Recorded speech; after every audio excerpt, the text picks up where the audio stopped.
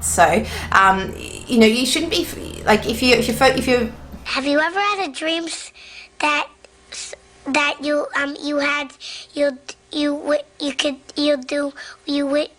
Start again.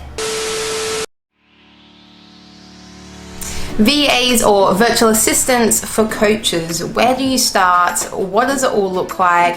What are the intimate things that VAs can be doing within your business as well? I love the coaching and transformational space. I do work with a lot of coaches and consultants myself. And one thing I've noticed is you guys spend so much time backing other people, right? Being in other people's corner. But the thing is, there comes a time and place where you actually need someone in your corner as well, whether that's your own coach or whether that's actually somebody in your operations helping you with the delivery and the operations side of things within your business. So you guys need someone in your corner too. So my goal is to have every single one of your questions answered in this video in relation to virtual assistants and hiring, so that you guys can avoid some of the most common mistakes and actually find your value matched virtual assistant. That way you've got someone in your corner too, so stick around. Before we jump in, guys, for all things scaling, virtual assistants, SOPs, the back end stuff, be sure to subscribe to my channel so I can make sure that you get those videos first. Now, I scaled my business to healthy 5-figure months within the first year with the help of virtual professionals. And this is kind of what I do. This is what me and my company do. We help other entrepreneurs and business owners like yourself to be able to do the same things so that you can spend more time in your genius zone and delegate those things which aren't conducive to perhaps the business growth. So let's go ahead and jump straight in. A lot of you are hiring virtual assistants because you've probably heard of the cost saving benefit. When you do compare it to hiring a full-time employee in-house, it does end up being about 1/3 of the cost, even 1/4 of the cost, depending on the virtual professional that you hire. And when you consider overheads, office space, all that other stuff, you are saving a considerable amount. And so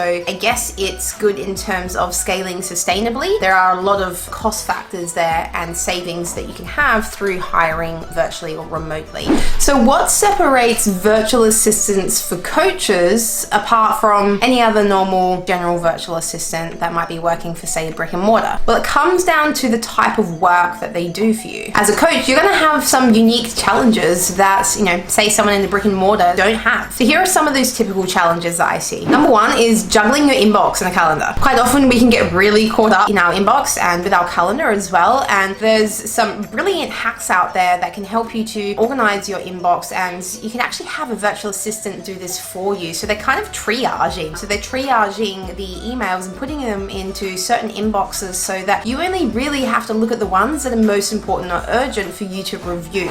All the other ones either get delegated to other team members, or they get deleted, or they get filed and organized to where they're supposed to go. This type of thing could take hours and hours. I just did this with one of my virtual assistants not long ago. I had thousands of emails in my Gmail and just showed a video of how I want them to sort through it, a simple screencast. I'm explaining what goes where. She actually set up my Gmail so that I have multiple Gmail inboxes, and everything's got a home. When you are growing and scaling a business, one of the most important things is to actually have organization within your business. So on the back end, having folders and homes for everything, because as you grow, you're going to hire new team members, and your new team members, like if they're coming into a business that is scattered everywhere and messy on the back end, it's not going to be like a seamless sort of onboarding experience for them, and it'll make things a little bit tricky. So that's why that organization piece is really, really important. Number two here is handling the business aspects of your enterprise. So kind of the operations side of your business, right? Like you got into coaching because you like speaking with people, dealing with people, coaching people. So that's really the delivery of your enterprise. And then you've got all the other operations stuff like the admin, the data entry, the research, the lead generation, the bookkeeping, the communications, and so much more. So those are a few of the operational things that are really delegatable. I don't think that's the word, but I use that a lot. So if you're caught up in doing all those operational type things, you can be spending 20, 30 plus hours a week on that. And that's where the use of virtual, for the things that you can't automate, that's where virtual assistants come in. And obviously a big part to the coaching space, one of the biggest challenges that I see is actually successful promoting of your services, the marketing side of things. So a lot of the time you guys are selling from a personal brand, which requires you to be on the front end of the business. If you're handling all of the marketing, being in front of the camera, and then having to do all the back end stuff as well, you can imagine it's quite a lot.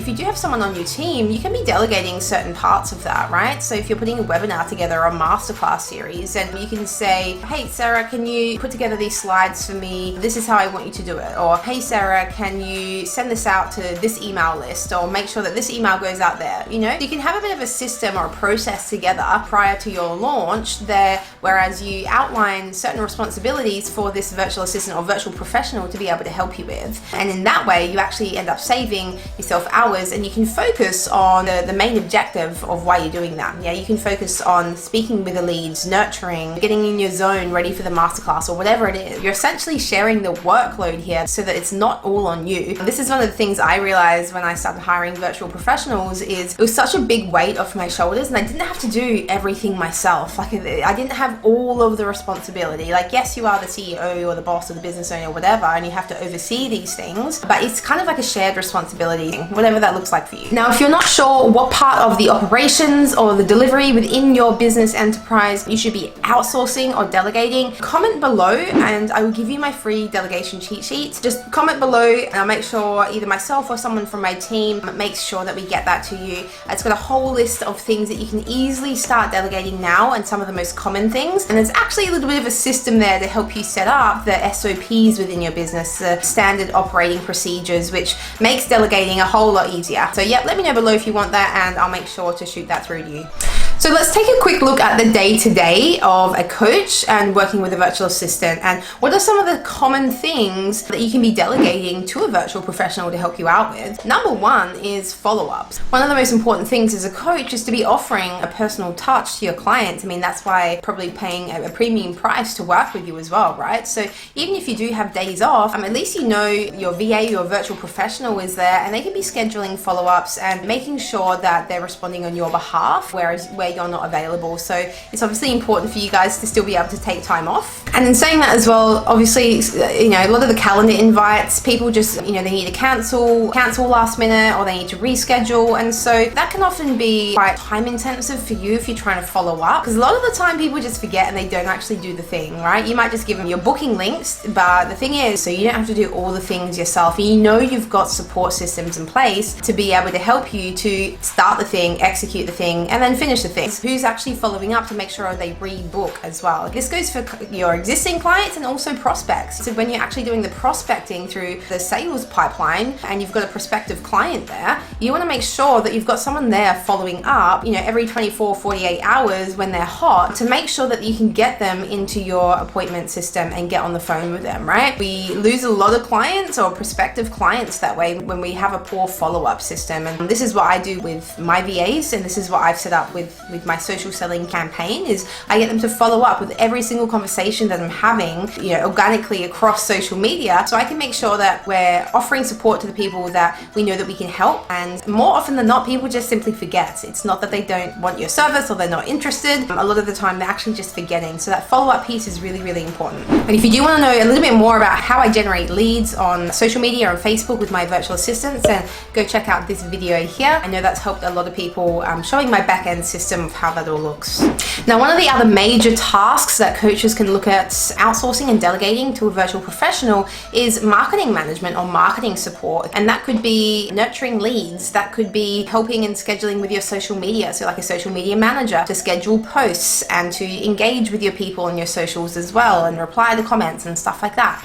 They could be managing your email list. Yeah, they could be actually collecting new names and putting new lists together for you to be able to contact these people. All of the graphics in the video as well. So when you're doing your marketing, if you're selling from a brand, your face needs to be there. And so there's graphics that need to be done. There's videos that need to be put together. And these are all things that virtual professionals can do. I have a social media manager that edits these YouTube videos for me. And he also does the SEO side of it as well. So he's putting the keywords in for me and the description in for me. And he's working with a copywriter who disperses throughout our social media throughout the week. So I literally do this one raw video, and then my team handles the majority of the rest of it. I put aside 2 days a month and I do my research and my videos, and then my team handles the rest of it. So this is what you can do when you start streamlining things, because I'm saving myself probably 2 weeks worth of work by hiring the team members that I have to help me out with this, because I know that I don't have the energy capacity to do that. I've been there, I've done that, I've been burnt out, overwhelmed, exhausted, and it's not a fun fun place to be. A lot of the time we have to get to the bottom of the barrel to actually realize, oh shit, like I need to do something about this, okay? But we shouldn't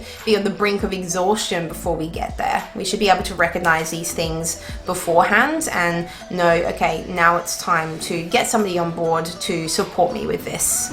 Another common task that coaches tend to outsource and delegate is the actual bookkeeping. So the bookkeeping, the accounting, the expense tracking as well, okay? I've got somebody who works on my team. They do all of my billing, my invoicing, the client communication as well. So if billing hasn't gone through for whatever reason, they're actually communicating with those clients, making sure everything is good there, paying, helping to get their startup fee paid, all of that stuff. I get twice monthly profit and loss sheets as well. So I can actually see, okay, what's my gross margin? What's my net margin? What's my revenue? How much are we bringing in every single month? What am I paying to each and every single team member every fortnight? So I'm looking at that every 2 weeks, okay? There's a famous saying and it goes, if you don't know your numbers, you don't know your business. That accounting and financial piece is really, really important as well. But these are all things that you can be training your, like a virtual professional to be able to do for you. Now, I think worth mentioning here as well is there are generalist and specialist roles, okay? And so you might be like, pulling your hair out now thinking, well, who's going to be the best person for my team? Do you need a generalist or do you need a specialist? So I'd recommend for you to go check out this video, clarify that one. Now, another thing a VA can help out with, and this would actually probably be considered an EA, an executive virtual assistant, is travel arrangements. So if you travel quite often for your business, then you can be getting them to organize all of your accommodation, your ticket, your travel, like all of your travel and hiring of cars and all the rest of it, even your client meetings and finding directions. And then there's other general tasks, like some ad hoc stuff that might come in. You might want a bunch of new reviews or testimonials from some of your current clients, and you